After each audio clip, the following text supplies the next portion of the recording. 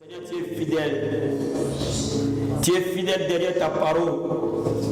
Tu es fidèle derrière tes promesses. Tout ce que tu promets, tu les réalises. Parce que fidélité est ton nom. Fidèle est ton nom, Seigneur. Ce que tu nous as promis au travers de ta parole, nous allons le voir s'accomplir jour après jour. Ce que tu as dit que nous sommes, tu nous le feras vivre parce que tu es fidèle. Ce que tu as dit dans ta parole, tu l'accompliras parce que tu es fidèle. Oh, des siècles, ta parole subsiste. Cette parole soit ointe aujourd'hui. Parce qu'elle n'est pas la parole d'un homme, elle est ta parole. Et lorsqu'elle est annoncée, elle ne retourne pas à toi sans avoir accompli ses desseins. Elle ne retourne pas à vide. Mais elle produit ce à quoi elle a été destinée. Ce soir, cette parole, elle sera libérée. Elle va accomplir ce à quoi elle a été destinée. Merci pour ta parole. Au nom de Jésus. Amen. Est-ce qu'on va acclamer le Seigneur? Merci, les chants, soyez bénis. Alléluia. Soyez bénis, bien-aimés. Amen.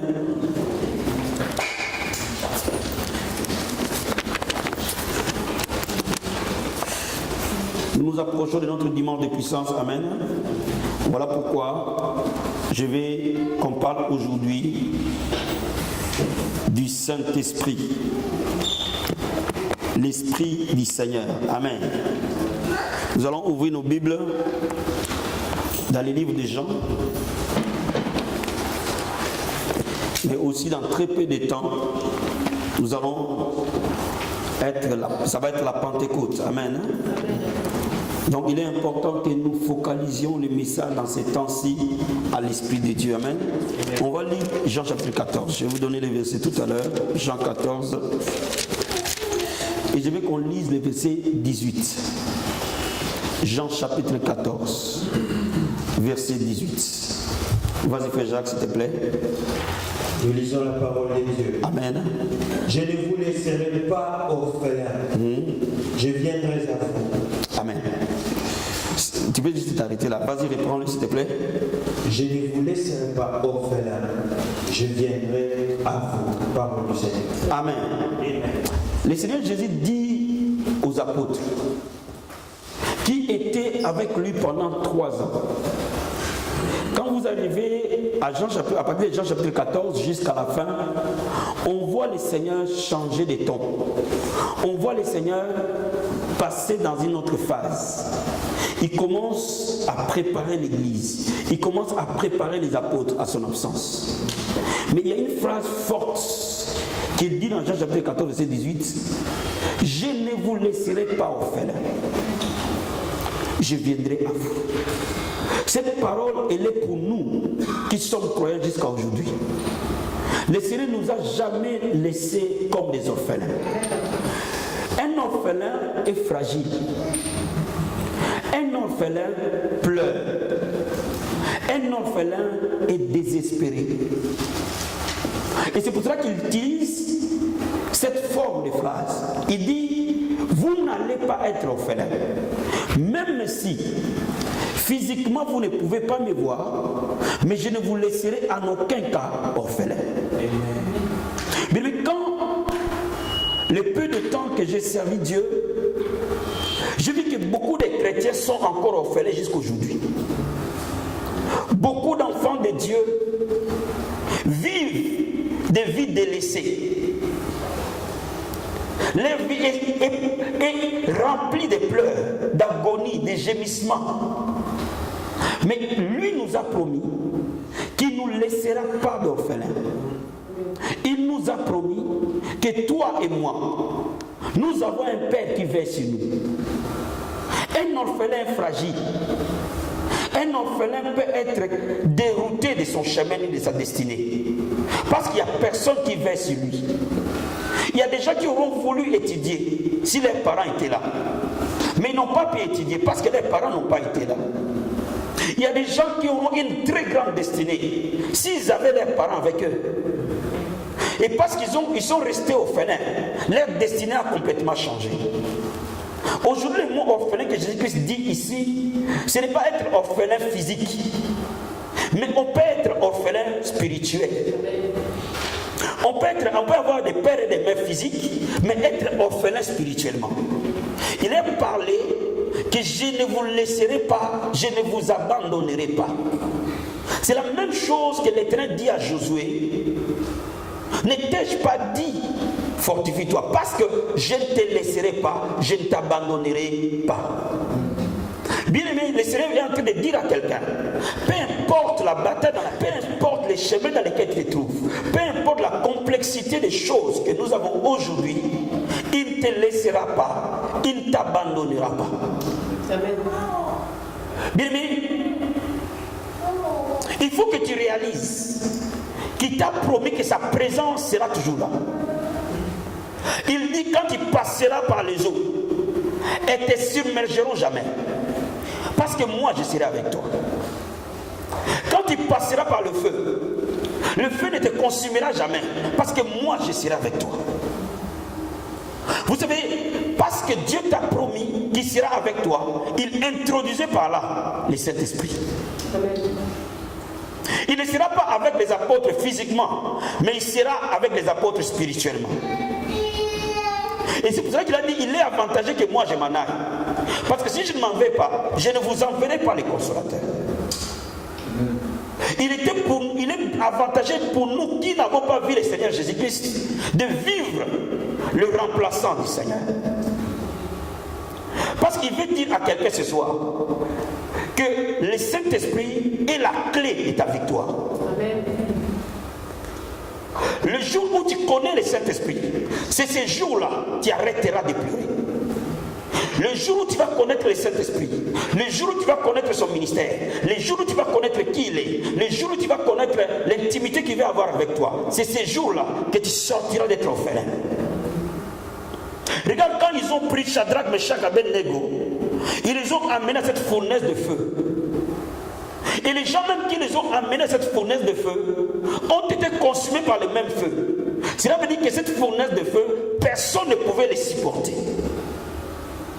Mais quand ils ont été là-dedans, le Seigneur Jésus était avec eux.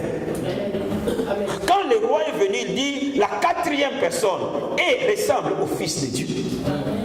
Cela veut dire que la présence manifestée du Christ était dans cette fournaise de feu. Oh, je suis en train de dire à quelqu'un, peut-être la fournaise de ton feu, c'est ton mariage. Peut-être cette fournaise, c'est les finances. Peut-être cette fournaise, c'est la santé. Peut-être cette fournaise, c'est tes enfants. Peut-être cette fournaise, c'est ton ministère. Mais dans cette fournaise, tu n'es pas seul. Il y a quelqu'un avec toi. C'est lui qui est venu remplacer spirituellement Jésus-Christ qui était physiquement. Et quand lui vient, il apportera quelque chose dans ta vie. Amen. Regardons Ésaïe. Ouvrons le livre d'Ésaïe, chapitre 11.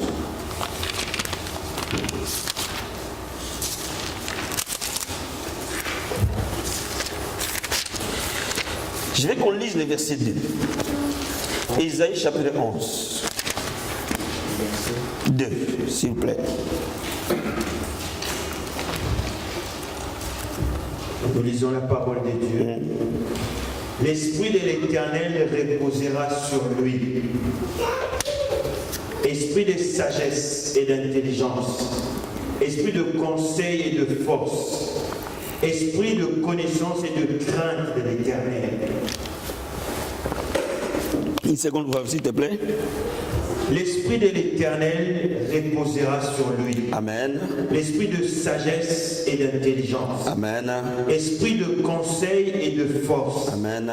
Esprit de connaissance et de crainte de l'Éternel. Amen. Amen. Je suis en train de te dire que le Saint-Esprit est la clé de ta victoire.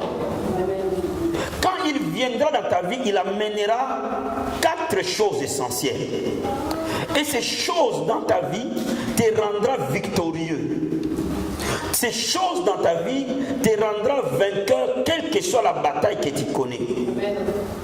La Bible dit quand l'Esprit viendra sur nous, l'Esprit de l'Éternel reposera sur nous. Cela veut dire quoi? Cela veut dire que le jour où tu rencontres le Saint-Esprit, la présence de Dieu vient habiter en toi.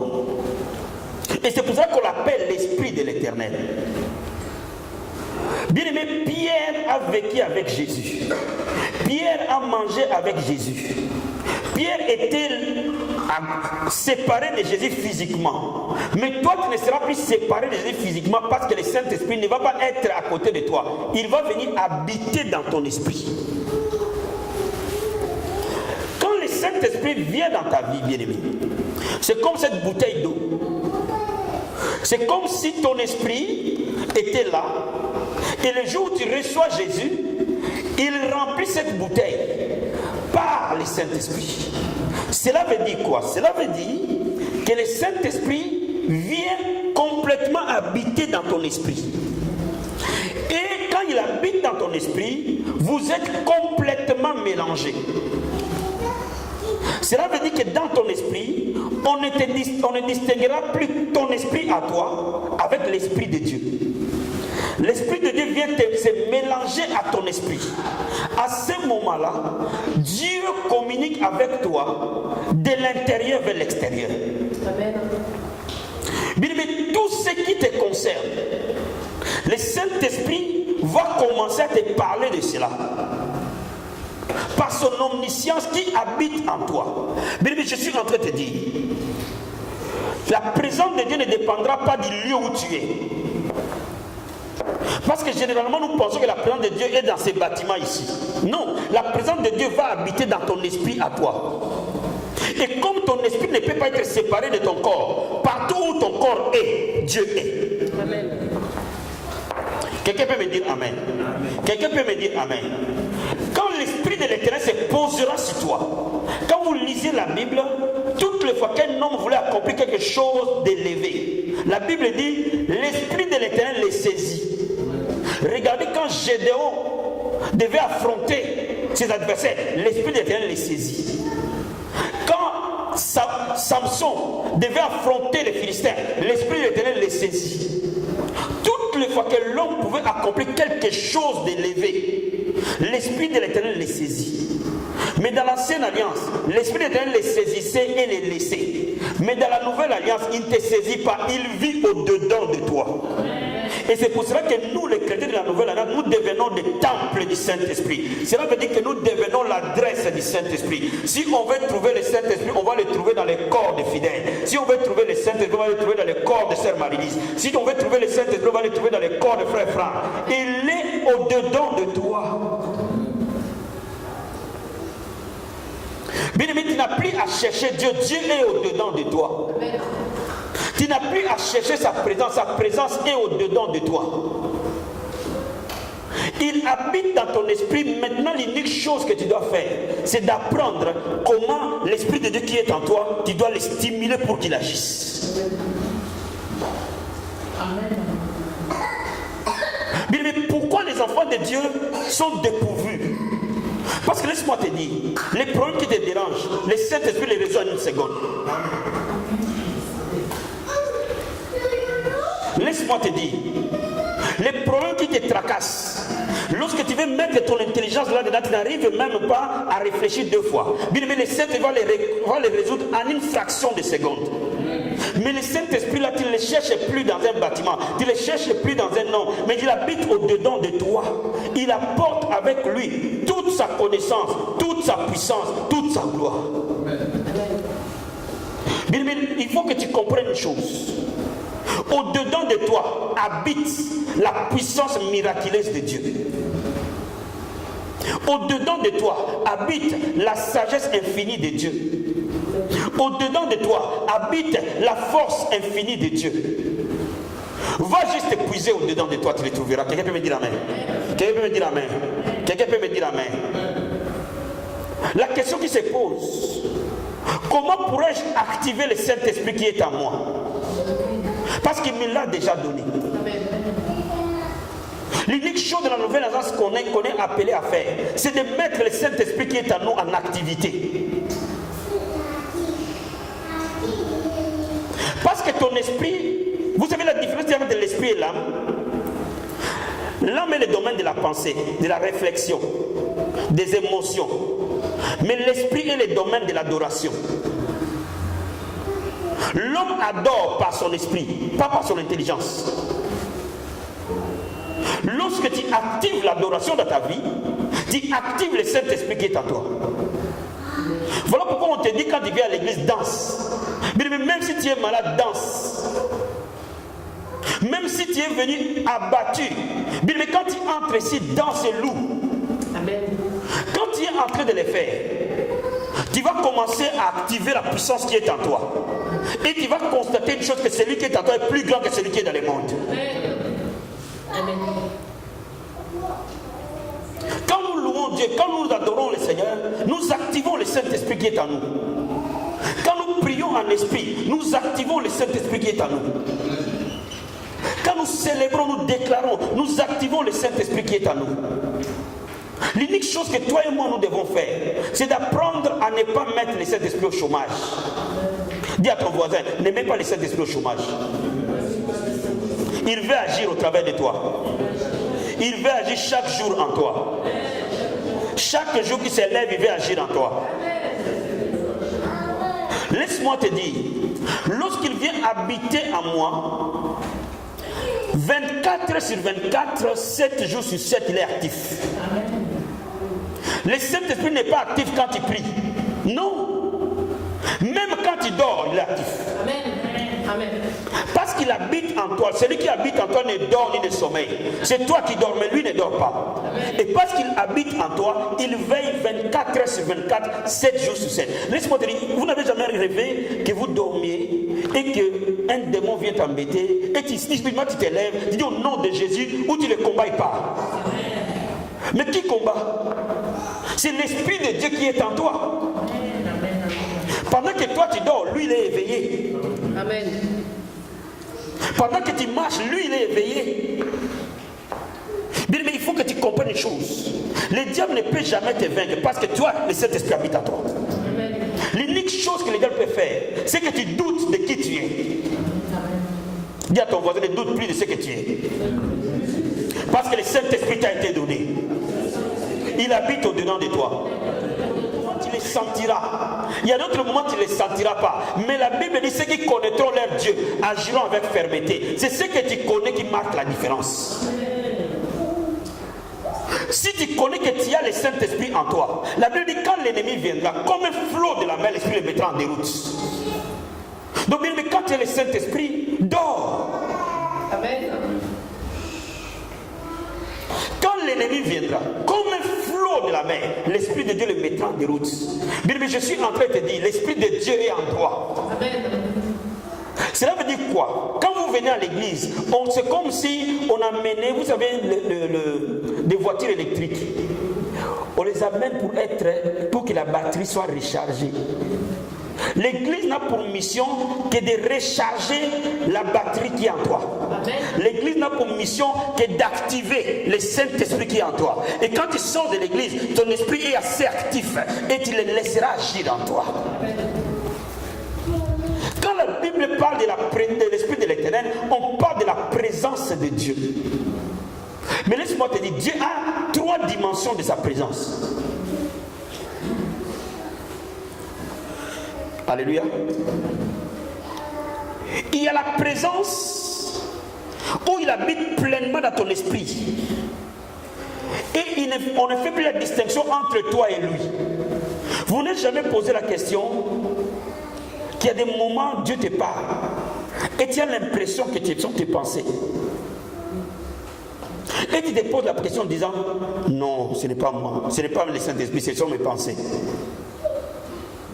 Pourquoi? À une dimension de l'esprit, vous faites un avec lui. Vous faites totalement un avec lui. Donc à ce moment-là, il n'y a plus de distinction entre ta personne et sa personne parce qu'il habite complètement en toi. La Bible dit, il sera en toi. Quand il est en toi, il te conduit par les pensées.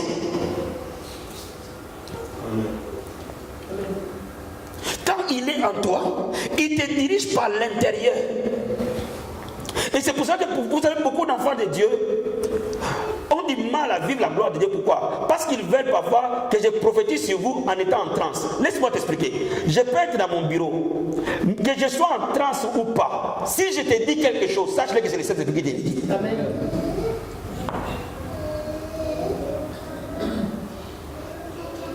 Parce qu'à ce moment-là, il habite pleinement en toi.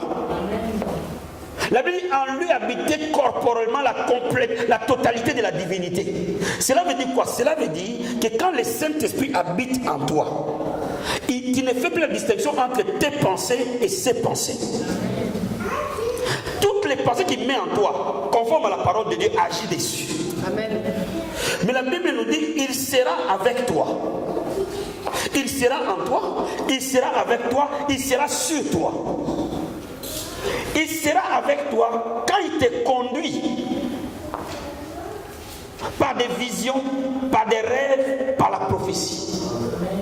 C'est là où il est avec toi. Cela veut dire quoi? Il est cette colonne de nuée qui s'est levée sur les enfants d'Israël.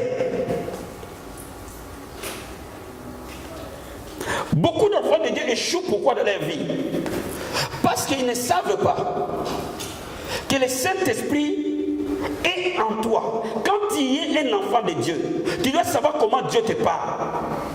Amen. Je vais donner un exemple. Tu veux faire quelque chose, tu commences à oublier les rendez-vous. Tu commences à oublier les clés.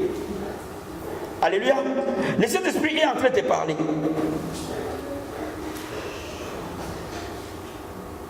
Il est en train de te parler.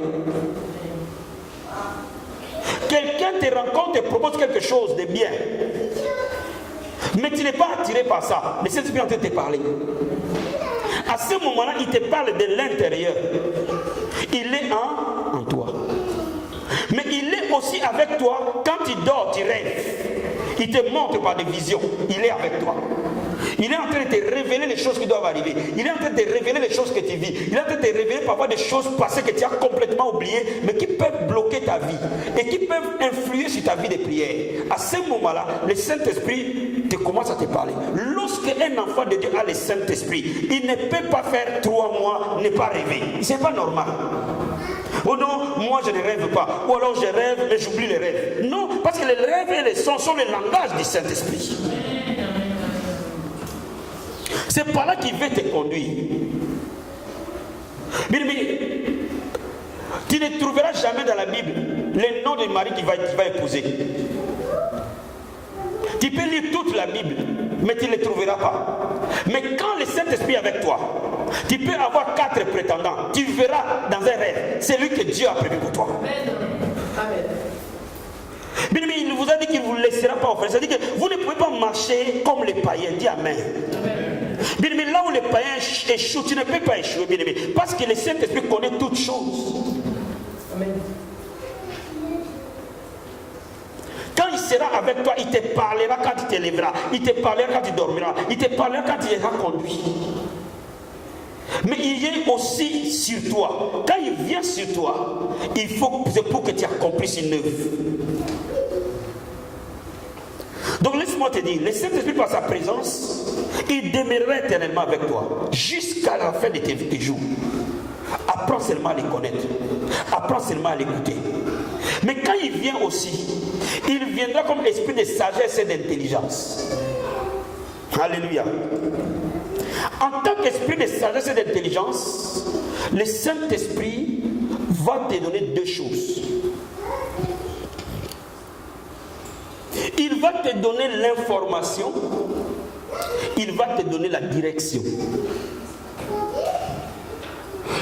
L'information qui te manque dans ta vie, il va te les donner. La direction pour que tu arrives dans les plans de Dieu, il va te les donner. La Bible dit, je connais les plans que j'ai formés pour vous. Les plans de bonheur et non de malheur. Pour que tu entres dans ces plans, tu dois être conduit là-dedans. Le Saint-Esprit va te donner l'information dont tu cherches. Vous savez, nous pouvons être ici. Nous pouvons avoir cherché du travail pendant des années. Mais le Saint-Esprit va te dire où aller chercher du travail. Il va te donner l'information. Le Saint-Esprit va t'informer des choses que toi tu ne connais pas. C'est là où il est l'esprit de sagesse. Vous savez, il y a des jours où le Saint-Esprit va parfois te dire, parce que tu as mal quelque part, il va même te dire ce que tu dois faire. Parfois juste boire de l'eau, il va te l'informer. Mais il va aussi te donner une direction dans toutes les décisions que tu dois prendre. Bien aimé, j'ai envie de dire à quelqu'un, quand tu deviens un enfant de Dieu, tu ne peux plus te tromper. Dis Amen. Dis, donne-moi un vrai Amen. Donne-moi un vrai Amen. Donne-moi un vrai Amen. Un vrai enfant de Dieu ne se trompe pas. Amen.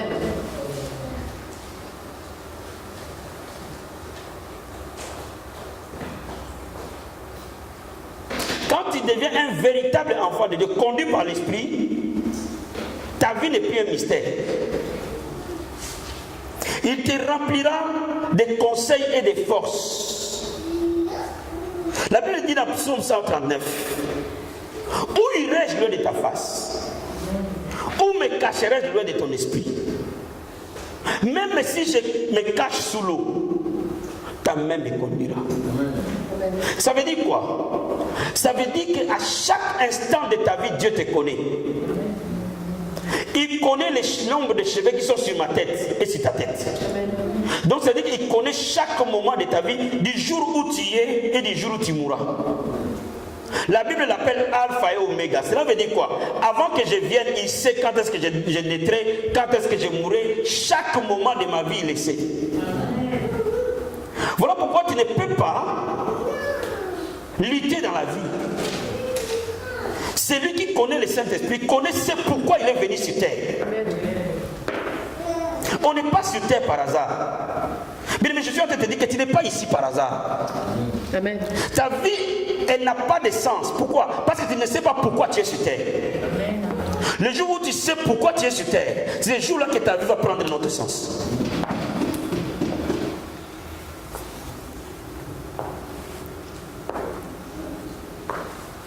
Lui qui sonde la profondeur de Dieu, il va te le communiquer, frère. Amen. Quand on marche en tâtonnant, on ne sait pas pourquoi nous sommes sur terre. Voilà pourquoi nous ne connaissons pas notre identité, nous ne connaissons pas notre valeur, nous ne connaissons pas ce que nous sommes.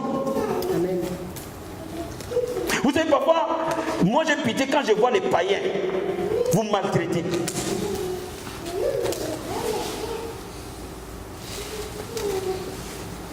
Les jeunes filles chrétiennes, les païens les malmènent. Il a 4 femmes, il vous malmène là-dedans. Vous ne savez pas ce que vous êtes. Amen.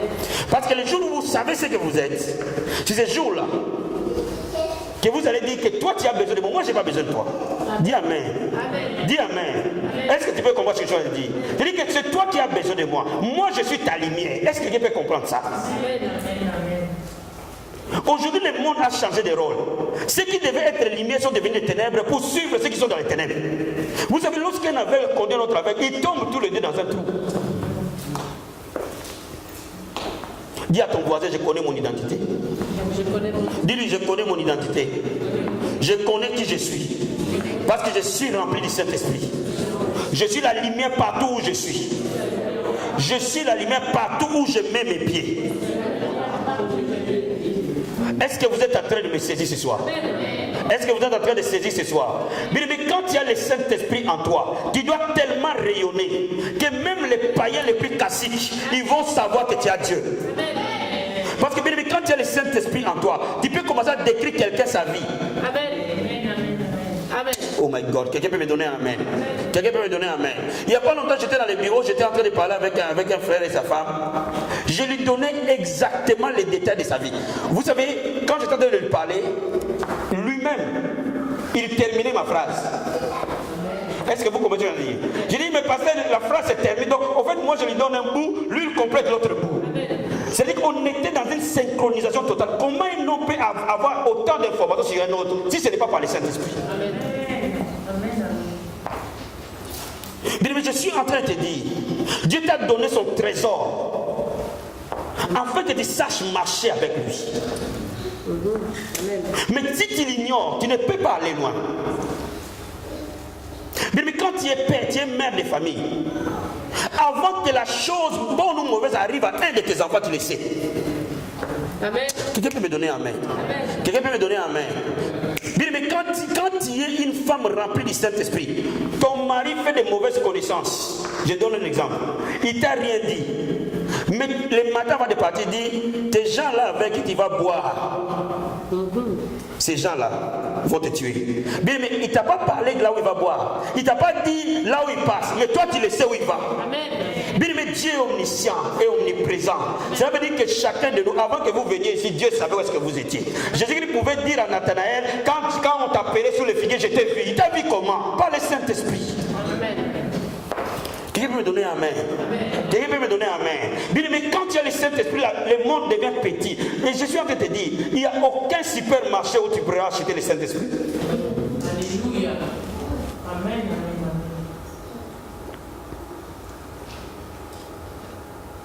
Il te remplira de connaissances que tu ne peux trouver dans aucun livre.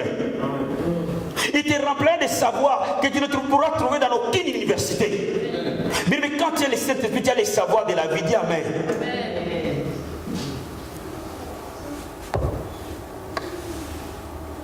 Il te remplira de force. La force ici, venue dynamisme, la puissance, l'énergie transformatrice. Cela veut dire quoi? Cela veut dire qu'il va changer ton savoir, il va changer ta capacité de changer les situations. Bien, mais avant que ta situation change, ta compréhension du monde doit changer.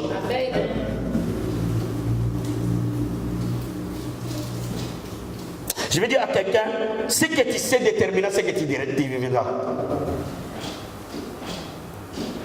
Quand il y a le Saint-Esprit en toi, tu vas arrêter de tâtonner. Amen. Je vais dire à quelqu'un, pourquoi j'aime te prêcher sur ça?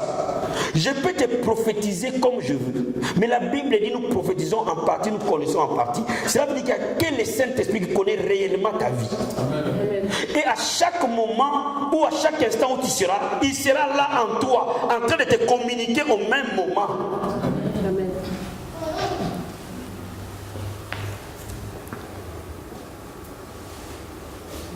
Dis à ton voisin, c'est le temps de voir la gloire de Dieu. C'est le temps d'expérimenter quelque chose de puissant. Vous savez pourquoi nous les chrétiens nous sommes devenus faibles? Parce que nous avons arrêté d'être spirituels. Mais quand vous mettez les Saint-Esprit dans un placard, vous arrêtez d'être spirituel. Vous devenez un groupe de gens charnels dans un lieu spirituel.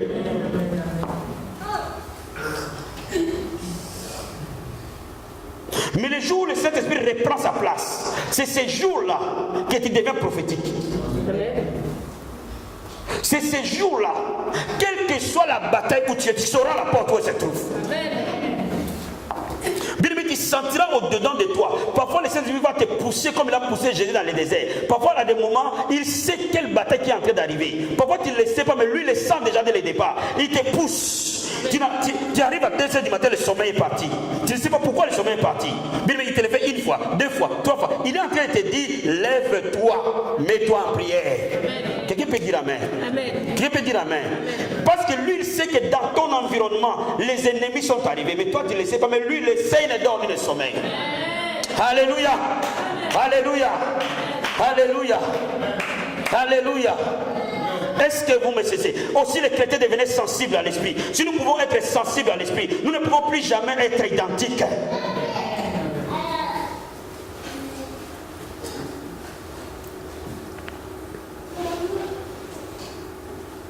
Tu ne sais pas pourquoi. Parfois un jour comme ça, tu as envie de sortir. Les amis t'amènent. On va aller faire barbecue. Mais tu n'as pas envie d'aller faire barbecue. Tu n'as qu'une seule envie de t'enfermer et de prier. Tu ne sais pas pourquoi tu t'enfermes. Il y a des jours parfois, je m'enfermais une journée entière. Je n'ai envie de voir personne. Je n'ai qu'envie de prier. Et cette envie ne me quitte pas.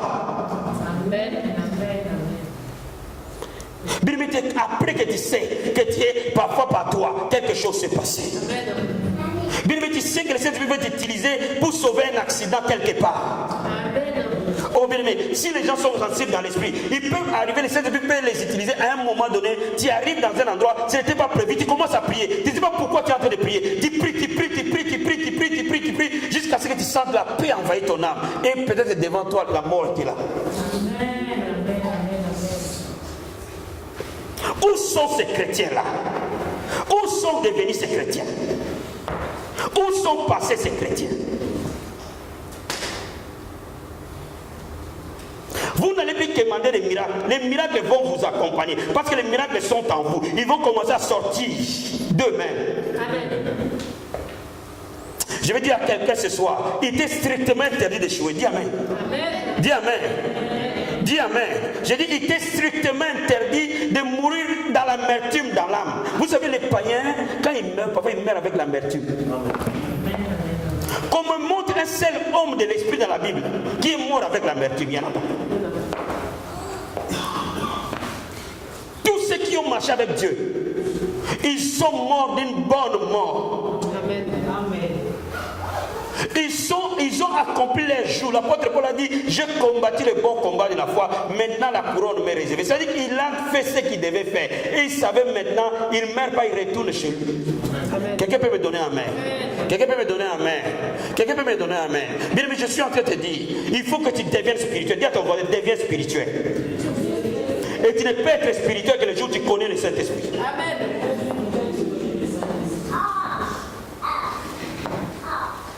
Il te remplira de la crainte de Dieu et de la connaissance de Dieu. Lorsque tu ne connais pas Dieu, tu ne peux pas le craindre non plus.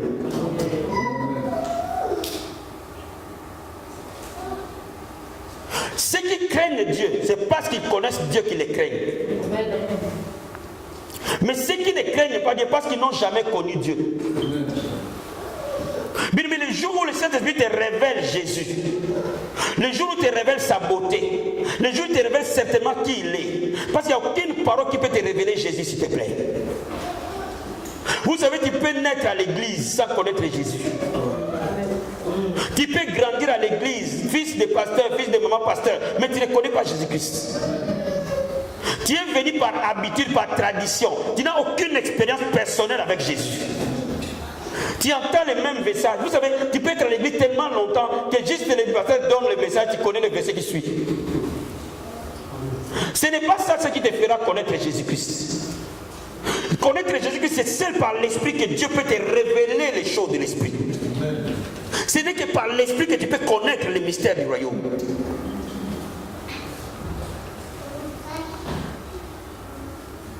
Moi, je sais une chose, que le Saint-Esprit ne peut en aucun cas échouer. Moi, je sais une chose, que moi, je peux trébucher. Moi, je peux échouer. Moi, je peux tomber. Mais lui restera debout. Moi, je sais une chose. Moi, je ne connais pas tout. Lui connaît tout. Moi, je sais une chose. Moi, je suis faible. Lui, il est fort. Moi, je sais une chose. Moi, je ne connais pas. Lui, il connaît. Moi, je ne suis pas capable. Lui, il est capable. Mais je suis en train de dire que tu es en alliance par le sang de Jésus-Christ avec le Saint-Esprit.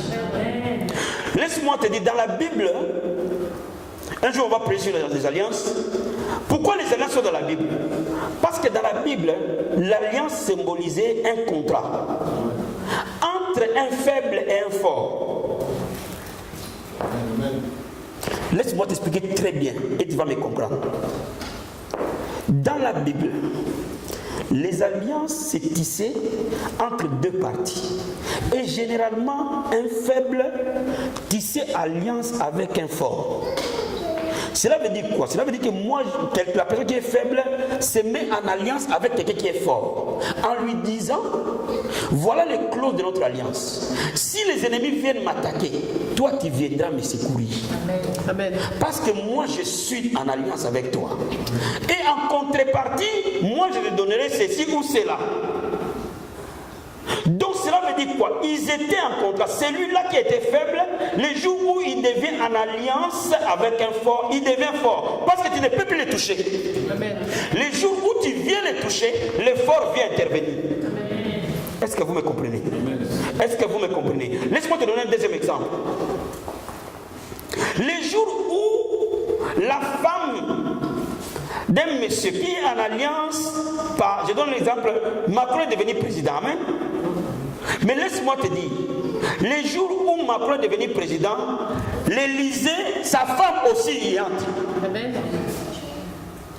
Sa femme n'a pas été élue par les Français, c'est son mari. Mais laisse-moi te dire, par l'alliance, elle a droit d'être à l'Élysée. Quelqu'un peut me dire amen? Quelqu'un peut me dire amen? Même les enfants ont droit d'être à l'Élysée. Pourquoi? Par l'alliance. Donc bien, mais laisse-moi te dire, toi tu es faible, lui il est fort. Toi tu n'es pas capable, lui il est capable. Toi tu ne connais pas, lui il connaît. Mais par l'alliance, par les sangs, toute sa force devient ta force, toute sa connaissance devient ta connaissance, tout son savoir devient ton savoir. Cela veut dire que toi qui étais faible, tu deviens fort par lui. Oh, alléluia. Alléluia. Cela veut dire que ce que lui connaît, toi tu le connais aussi. Amen.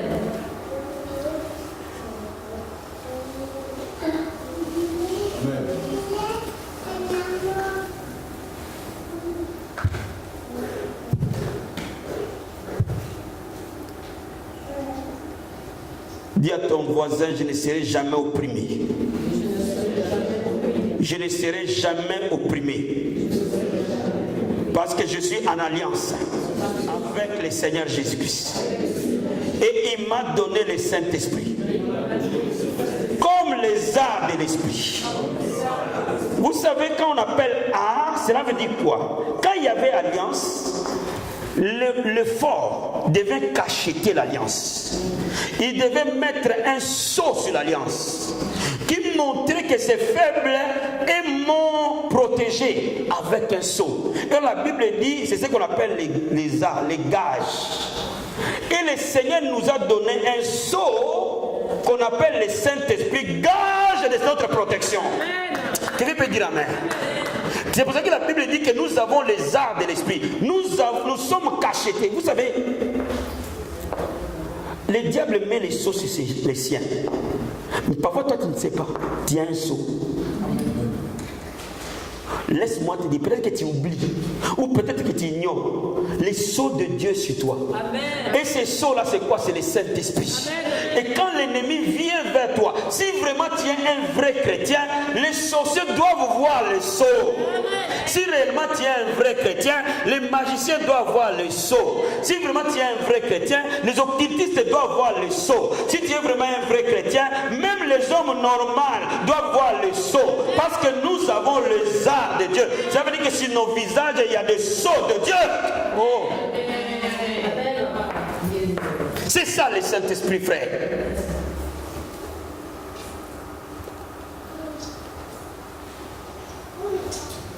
Si Dieu est avec moi, de qui aurais-je peur? Même si une armée s'est levée contre moi, de qui aurais-je crainte? Oh bien-aimé, prends place. Saisis ta destinée. Amen. Prends conscience de ce que Dieu t'a donné comme cadeau. Prends conscience que tu n'as jamais été seul. Tu n'as jamais été abandonné. Même quand tu sens que tu es tout seul, tu n'as jamais été seul. Amen. Prends conscience que même si les hommes t'abandonnent, mais Dieu reste fidèle, il ne t'abandonne pas parce qu'il a mis son sceau en lui. La Bible dit que les dons de Dieu sont irrévocables. Il ne récupère plus les dons. Quand il t'a donné les Saint-Esprit, il te l'a donné à vie. Amen.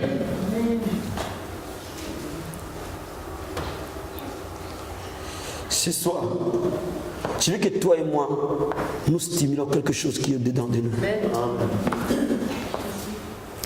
Nous stimulons le trésor qui est en nous. Mon frère, ma soeur, tu n'as qu'une seule chose à les réveiller. Amen. Il est en toi. Amen. Tu n'as qu'à les réveiller. Et tu vas voir les choses. Il est en toi. Tu n'as qu'à les réveiller. J'ai une bonne nouvelle à t'annoncer. Vous allez voir, quand le Saint-Esprit est en toi, les choses vont venir dans la facilité. Amen. Amen. Tu vas arrêter de lutter. Amen. Tu vas arrêter de quémander. Un roi ne quémande pas. Un roi perquisitionne, mon ami. Amen. Il n'y a jamais eu un roi dans la Bible qui n'a pas été roi pour être roi. Cela veut dire quoi? L'onction qui était sur lui était les gages, les signes qu'il était élu par le Saint-Esprit. Et c'est ce qui faisait de lui un roi. Or, quand tu as le Saint-Esprit, tu as l'onction royale en toi. Bien, mais les rois ne commandent pas, les rois perquisitionnent. Amen. Vous savez là où tu habites, si Macron veut habiter là, on va te sortir de là. Même si c'est ta maison que tu as achetée. Dis amen. Amen. Dis amen. Pourquoi? Parce qu'il est le chef. Il perquisitionne. Alors laisse-moi te dire, comment les rois commandent? Comment les rois pleurent? Cela veut dire qu'ils ne savent pas qu'ils sont des rois. Amen.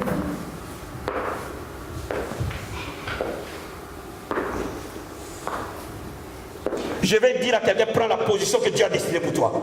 C'est ça l'évangile. C'est ça l'évangile. Les jours où tu connais le Saint-Esprit, c'est ces jours-là que toi et moi, les peurs de la vie s'arrêtent. Amen. Je veux que chacun de nous ce soir, en rentrant chez lui, il n'est plus la même personne. Il devient un géant qui était endormi, qui a repris sa place, qui connaît son identité, qui sait exactement qui il est, qui peut regarder en face le diable et dire, tu vois le sceau qui est sur moi, est-ce que tu le vois? Amen.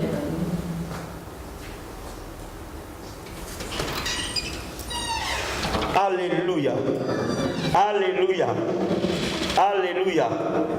Est-ce que nous sommes en train de te préparer pour le dimanche de puissance? Est-ce que nous sommes en train de comprendre là où nous allons? Est-ce que nous sommes en train de saisir la Pentecôte? Mon ami, je vais te dire quelque chose. Ton temps a sonné. Parce que l'ignorance qui te gardait captif tombe. La Bible dit, vous connaîtrez la vérité et la vérité vous affranchit. Le jour où tu connais qui tu es, c'est ce jour-là que tu peux regarder au diable en lui disant, oh mon ami, regarde le sceau. La Bible dit, ne détruisez pas la mer jusqu'à ce que j'aurai fini de mettre le sceau. Cela veut dire que jusqu'à ce que nous ayons le sceau de Dieu. Tu as le sceau de Dieu. Et le sceau de Dieu, c'est le Saint-Esprit de Dieu. Voilà pourquoi toi et moi ce soir, je veux, et je l'ai dit ce matin, tout à l'heure, qu'on active le Saint-Esprit qui est dans l'adoration. On active le Saint-Esprit qui est dans la prière en esprit. Si tu ne pries pas en esprit, tu peux louer Dieu. Tu ne peux pas le louer seulement en chantant. Si tu veux chanter, chante. La Bible dit de nous exhorter par des psaumes, par des cantiques, par des chansons spirituelles. Pourquoi? Parce que les psaumes, les cantiques, les chansons spirituelles nous édifient. Voilà pourquoi je vais t'amener à te lever ce soir.